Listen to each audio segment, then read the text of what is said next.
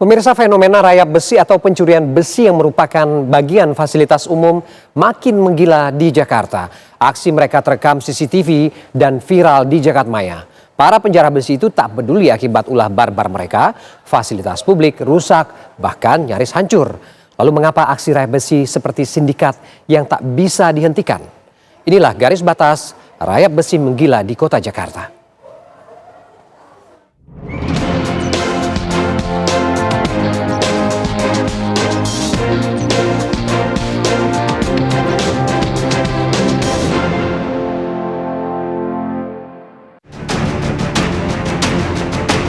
Ya, kami sudah meminta kepada Dinas Bina Marga dan juga Trantip kita untuk melihat, mempelajari yang ada di CCTV. Jadi industri besi ini masih membutuhkan pasokan besi-besi bekas karena harganya lebih murah.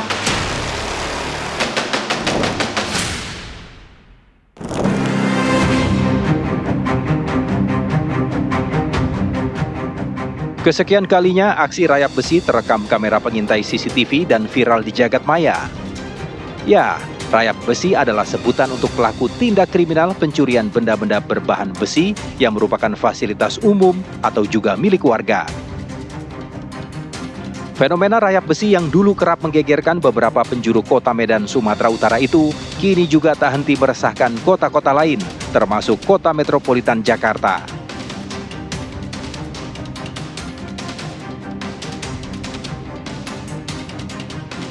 Pelaku beraksi diam-diam demi menggondol besi-besi yang bahkan menjadi bagian penting dalam infrastruktur fasilitas umum.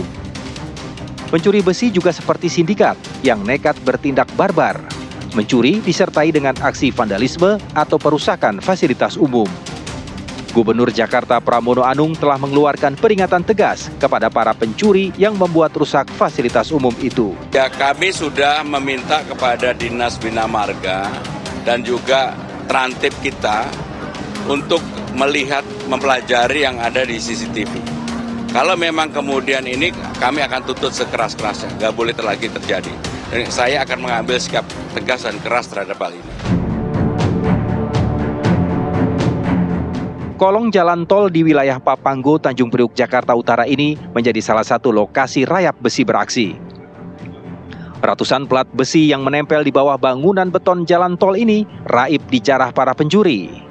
Saat ini vandalisme masih menjadi perhatian dari Pemprov DKI Jakarta, di mana masih banyak masyarakat yang melakukan perusakan dan juga pencurian kepada fasilitas umum, yang dimana salah satunya yang berada di kolong tol di kilometer 16 dekat Jakarta International Stadium, di mana kolong tol ini masih banyak besi-besi penyangga beton yang dicuri, di mana ini contoh besi yang masih menempel di beton di kolong tol tersebut. Namun kebanyakan besi yang sudah di kolong tol ini sudah hilang, dicuri oleh oknum yang tidak bertanggung jawab. Namun saat ini Pemprov DKI Jakarta masih menelusuri dan juga melakukan penegakan hukum kepada nantinya pencuri fasilitas umum yang berada di Jakarta.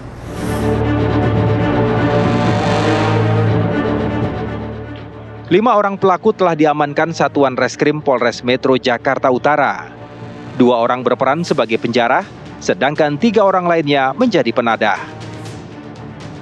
Mereka melakukan aksi itu secara bertahap dalam waktu 1 tahun. Para maling itu seperti leluasa mempreteli lapisan besi di tempat yang selama ini jauh dari pengawasan. Bayangkan saja, jika plat-plat besi yang melapisi penopang beton jalan tol ini terus-terusan digerogoti maling-maling itu tanpa henti. Lambat laun, bahaya dari kerusakan yang ditimbulkan tentu tak main-main. Di sudut-sudut lain di Jakarta, masyarakat juga disuguhi pemandangan fasilitas umum yang nyaris hancur akibat raibnya besi-besi yang menjadi bagiannya. Jembatan-jembatan penyeberangan seperti hilang fungsi yang membuat warga ngeri untuk menapakinya. Jalan-jalan rusak karena tutup drainase pun ikut diangkut paksa oleh para pemungut besi itu.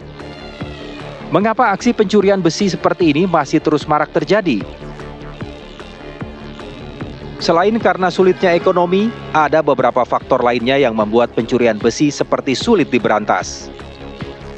Pengamat sosial Asep Suryana menyebut adanya rantai pemasok besi yang diduga melibatkan pengepul besi bekas. Jadi industri besi ini masih membutuhkan pasokan besi-besi bekas karena harganya lebih murah ketimbang diolah dari besi baru.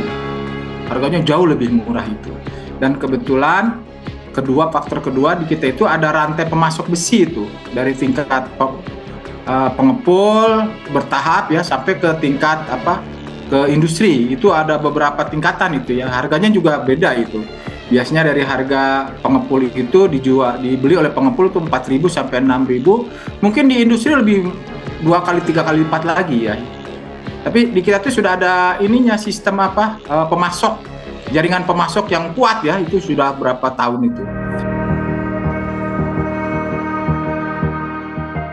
Para pencuri besi pun seperti tak ada alasan untuk menyudahi aksi mereka, karena sudah ada penampung atau penadah yang akan membayar barang curian mereka.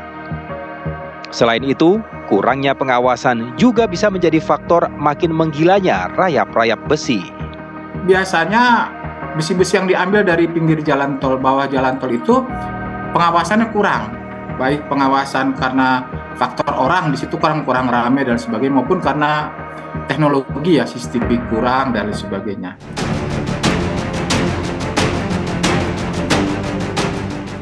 Kebanyakan ulah barbar para penjara besi itu terungkap dari tangkapan kamera CCTV yang banyak terpasang di area publik. Anggota DPRD Jakarta pun meminta aparat mengoptimalkan pengawasan langsung di lokasi-lokasi fasilitas publik, sehingga tak ada celah bagi para pencuri untuk beroperasi dan kabur. Pengawasan ya,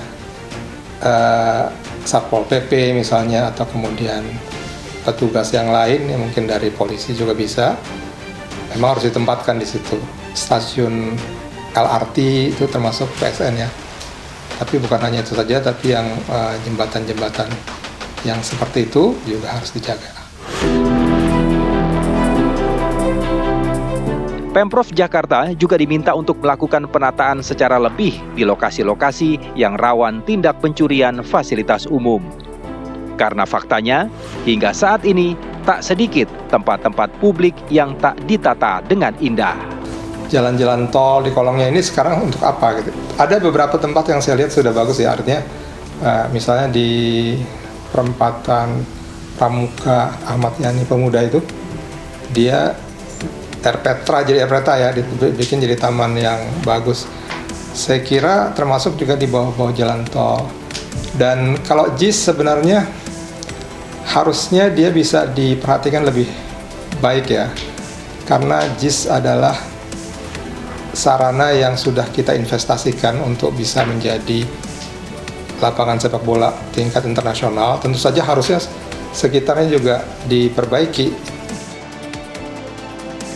Fenomena pencuri besi yang merontokkan fasilitas publik sudah terbilang meresahkan. Mungkinkah harus ada tim khusus agar penanganan dan pencegahannya benar-benar optimal?